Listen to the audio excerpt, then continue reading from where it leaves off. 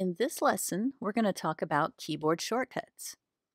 Keyboard shortcuts are very similar to what you're used to in Windows. Typically in Windows, for the most common keyboard shortcuts, you would hold down your Control key and a letter. So for example, you might do a Control S to save or a Control P to print.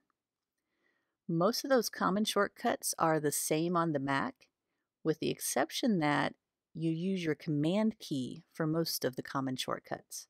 So a Command S is a save and a Command P is a print.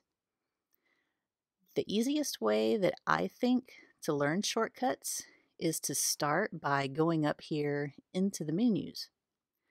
So let's say you go up here to File and you need to print. It's going to show you the keyboard shortcut for that command right here. So printing is Command P. And command is an easy one to remember because it actually looks like that on the key on the keyboard. You have that little symbol. Some of the other ones are not quite as easy. Some keyboards actually have this symbol on the Option key, but a lot of them don't. But that's what this is the Option key. The way that I remember it is it kind of looks like a little guy riding up an escalator. And stay with me here.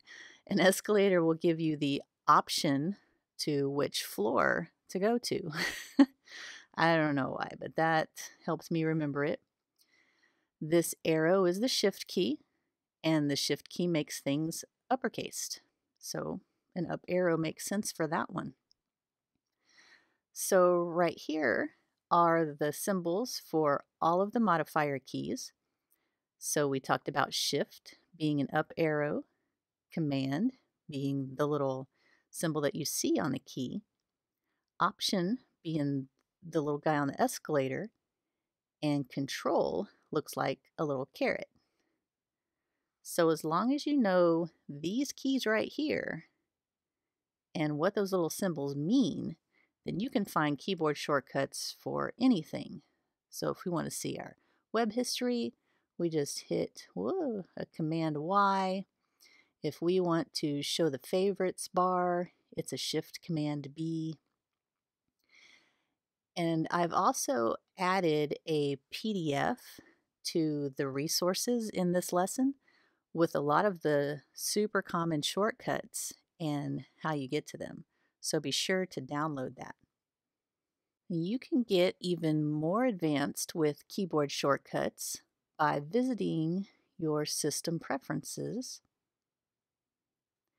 and going to the keyboard preferences. So in the keyboard system preferences, there's a whole section dedicated to shortcuts. And these are different shortcuts that you'd find on your Mac, like we talked a minute ago about the Mission Control shortcut. Well, as you notice that if you click on it and then click on it one more time, you can actually change this. So if I wanted to change the Mission Control shortcut to Command up, then I just type it, and now that's my shortcut to get to Mission Control. I'm going to change it back before I forget that I did that though. So click on it, hold down Control up, and now I've made my shortcut Control up. And you can go through all of these and see if there are any of the system shortcuts that you want to change. My favorite part of this is app shortcuts. So if you find that you have to do something a lot, like let's say you do a lot of strike throughs, but notice there's not a keyboard shortcut for that. Well, take a look at exactly how it shows up in the menu. So strike, this is in Pages, and strike through with a capital S. If I go back over here to my system preferences, under app shortcuts, hit the plus to add one, and this is for Pages.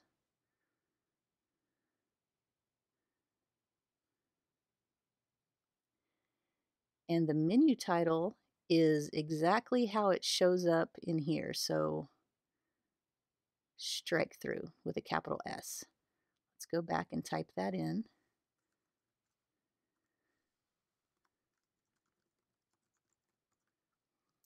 And what do I want the keyboard shortcut to be? This is kind of tricky because you don't want to make, like, I don't want to make it a Command S because I know that that's save. So let's try maybe a Control Option S. So now I've made strike through in Pages Command Option S. I'm going to add that. And let's go back over here to Pages, and I'll type a word and highlight it and see if Control Option S actually gives me a strike through, and it does. So anything that you see up here in a menu of any application that doesn't have a keyboard shortcut, that's how you make one. And back to system preferences and keyboards, there's also a way to make text shortcuts. And these shortcuts, if you have an iPhone or an iPad, this might look familiar to you because it's exactly the same thing. So what this is saying is if I type in OMW, it's going to substitute the phrase on my way.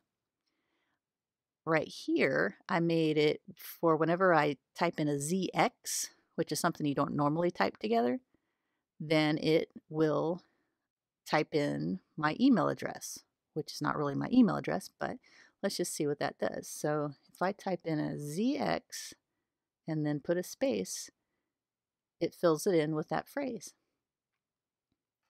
So come in here, and I also like to put my kids' names in here. So if I type in Kristen with a lowercase k, it's going to fill it in with an uppercase K, and it's not going to try to change it to Kiss or something like that.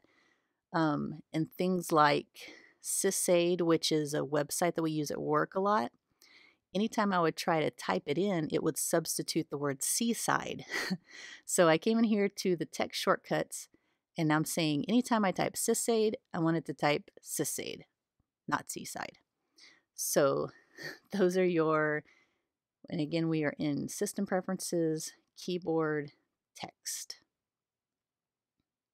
And that's it for keyboard shortcuts. It's something that you just want to keep practicing. Learn a few of the important ones and just keep adding them as you use them.